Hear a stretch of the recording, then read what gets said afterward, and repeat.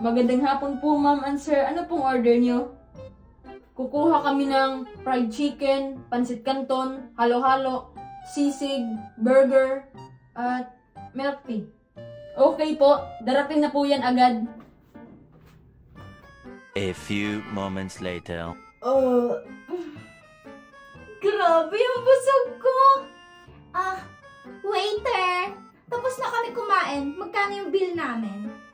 Ay, sige po ma'am. Ang total nyo po ay 1,000. Ha? 1,000? Ang laki naman!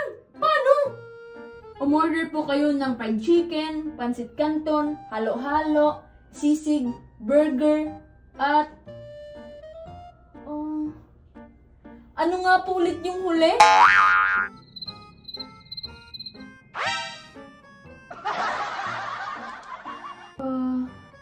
Ay, hayaan nyo na. Siguro 5 items lang.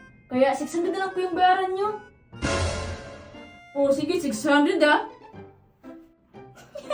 Grabe! Nakalimutan ng waiter yung order natin. Ang laki tuloy ng libre natin.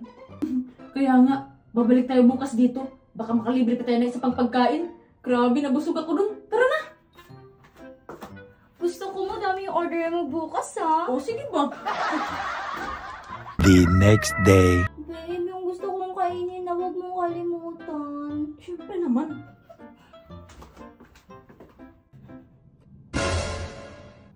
Sila ulit. Last time, naloko ako nun ah. Pero hindi na ngayon.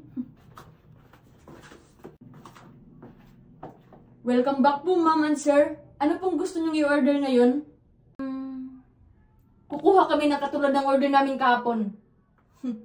Baka damihan pa namin. One eternity later. Waiter, yung bill namin! Faster! Ay, opo. Narito po yung bill niyo, ma'am. 1,320.